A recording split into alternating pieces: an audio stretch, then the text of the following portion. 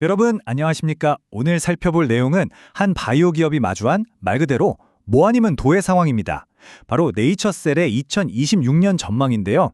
한쪽엔 미국 진출이라는 어마어마한 잠재력이 빛나고 있지만 다른 한쪽엔 묵직한 규제와 재무 리스크가 버티고 있죠. 과연 이들이 어떤 전력으로 이 판을 흔들고 있는지 핵심 자료들을 바탕으로 바로 들어가 보겠습니다. 여기서 가장 먼저 짚고 넘어가야 할 아주 흥미로운 질문이 하나 있습니다. 한국에서는 3번이나 퇴짜를 맞은 약이 도대체 왜 미국에서는 VIP 대접을 받으며 패스트트랙을 타게 된 걸까요?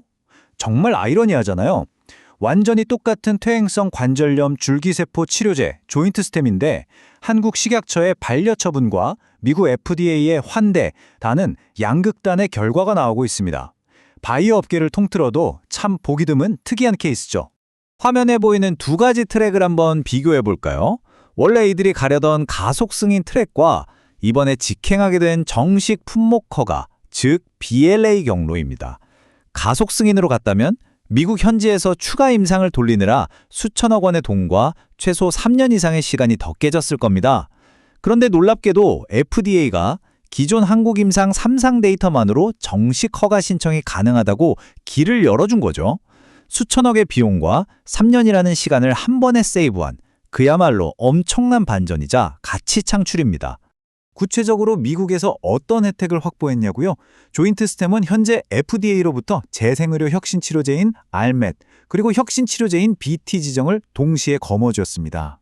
이 쌍끌이 지정 덕분에 심사 기간이 보통 10개월에서 6개월로 훅 줄어드는 우선 심사 자격을 얻게 된 거죠. 투자자 관점에서 이 4개월 단축은 단순한 시간 절약이 아닙니다. 경쟁자보다 먼저 시장의 깃발을 꽂고 초기 지배력을 확고히 해서 조기에 막대한 매출을 뽑아낼 수 있는 핵심적인 상업화 프리미엄입니다. 자, 첫 번째 핵심 파트, 재무 건전성과 캐시카우 전략입니다. 2025년 기준 매출 구조를 보면 좀 의외의 사실을 발견할 수 있는데요. 미래 먹거리인 줄기세포 사업이 47%인데 놀랍게도 기존 음식료 사업 부문이 53%로 절반에 넘습니다. 보통 신약 개발에만 목숨 걸다가 적자에 허덕이는 바이오텍들과는 근본적인 뼈대가 다르죠. 이 식품 사업이 아주 든든한 캐시카우 역할을 해주면서 바이오 R&D 특유의 극심한 변동성을 탄탄하게 방어해주는 전략적 구조를 완성하고 있습니다.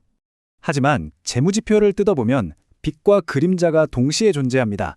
2025년 매출액은 약 207억 원으로 전년 대비 뚝 떨어졌고 36억 원 영업손실로 적자 전환까지 했거든요. 겉보기에는 우려되는 상황 맞습니다. 그런데 장기 투자 관점에서 우리가 진짜 주목해야 할 지표는 바로 17.16%에 불과한 부채 비율입니다. 게다가 당장 현금화할 수 있는 당좌 비율은 무려 260%를 넘겨요. 이렇게 부채 비율이 낮고 자본이 건전하면 요즘 같은 고금리 환경에서도 회사가 흔들리지 않는 아주 강력한 방패가 되어줍니다. 여기서 중요한 포인트가 나옵니다. 회사는 이 2025년의 적자를 단순한 손실이 아니라 다분히 의도된 전략적 비용으로 규정하고 있습니다. 미국 FTA 정식 승인을 앞두고 제조, 품질 관리 시설을 글로벌 스탠다드에 맞춰 싹 업그레이드하고 미국 현지 마케팅과 임상 준비에 선제적으로 돈을 썼다는 얘기죠. 말 그대로 더 높이 뛰기 위해 잠깐 무릎을 굽힌 구간이라는 겁니다. 그 증거로 현재 회사 곳간에 쌓여있는 현금성 자산과 자본잉여금 합계가 무려 1,300억 원에 달합니다. 미국에서 신약 허가받고 상업화 준비하는 게 진짜 밑 빠진 독에 물 붓기처럼 천문학적인 자금이 타들어가거든요. 하지만 이 두둑한 잉여 자금 덕분에 외부에서 무리하게 돈을 끌어올 필요 없이 미국의 혹독한 규제 장벽을 넘을 수 있는 강력한 재무적 맷집을 튼튼하게 확보하고 있는 겁니다. 두 번째 파트, 그림자입니다. 고평가 논란과 주가 변동성 리스크를 짚어보겠습니다. 현재 이 회사의 PBR, 즉 주가 순자산 비율이 자그마치 24.34배에 달합니다. 이게 무슨 뜻이냐고요? 조인트 스템의 미국 상업화 성공이라는 막대한 기대감이 이미 주가에 꽉꽉 선반영되어 있다는 뜻입니다. 이렇게 높은 프리미엄이 붙어 있다는 건 아주 작은 악재나 일정이 조금만 밀려도 주가가 크게 출렁일 수 있다는 치명적인 밸류에이션 리스크를 의미하죠. 장기 투자를 고려할 때 반드시 머릿속에 넣어두셔야 할 핵심 변동성 요인입니다. 이런 시장의 회의론은 공매도 세력과의 치열한 공방전으로 나타나고 있습니다. 2026년 5월 공매도 비중을 보시면 4일에 12.7%, 11일엔 거의 20%에 육박하고 20일에도 16%로 웃돌았습니다. 전체 거래량의 5분의 1 가까이가 공매도 물량이었다는 건 미래 성과에 대한 엄청난 기대감과 이거 거품 아니야? 하는 불안감이 시장에서 격렬하게 충돌하고 있다는 증거죠. 말 그대로 숨막히는 롤러코스터 장세가 펼쳐지고 있습니다. 또 하나 시장을 들썩이게 한 변수가 있었죠. 바로 관계사인 알바이오의 대규모 주식 매도입니다. 알바이오가 약 230억 원어치 주식을 장내에 던지면서 지분율이 6.69%까지 떨어졌거든요. 당장 시장에서는 대규모 물량이 쏟아지는 오버행 리스크로 받아들이며 철렁했습니다. 하지만 다른 한편으로는 유상증자나 전환사채를 발행해서 기존 주주들의 가치를 희석시키는 대신 오직 관계사 지분 매각만으로 막대한 임상비용을 조달해낸 현명한 무이석 자금 조달 전략이라는 객관적인 평가도 나옵니다. 여기에 구조적이고 역사적인 리스크들도 함께 체크해봐야 합니다. 긍정적인 부분은 2023년 대법원에서 라정찬 회장의 주가 조작 혐의가 최종 무죄 판결을 받으며 가장 큰 사법 리스크를 털어냈다는 점입니다. 하지만 과거에 겪었던 대규모 매도와 주가 폭락의 꼬리표는 여전히 투자자들의 심리에 그림자를 들이우고 있죠. 게다가 2013년에 맺은 알바이오와의 독점 판권 계약을 보면 정해진 기한 내에 품목 허가를 받지 못하면 계약 자체가 날아갈 수 있다는 구조적인 아킬레스건도 존재합니다. 자, 세 번째 파트, 조인트 스템 그 너머, 2026년의 핵심 파이프라인입니다. 기업 가치를 퀀텀 점프시킬 첫 번째 차세대 성장 동력은 알츠하이머 치매 치료제 아스트로스템입니다. 2020년 하반기부터 미국 임상 2비상이 본격적으로 재개될 예정인데요. 글로벌 치매 치료제 시장 다들 아시겠지만 수십조 원 규모잖아요.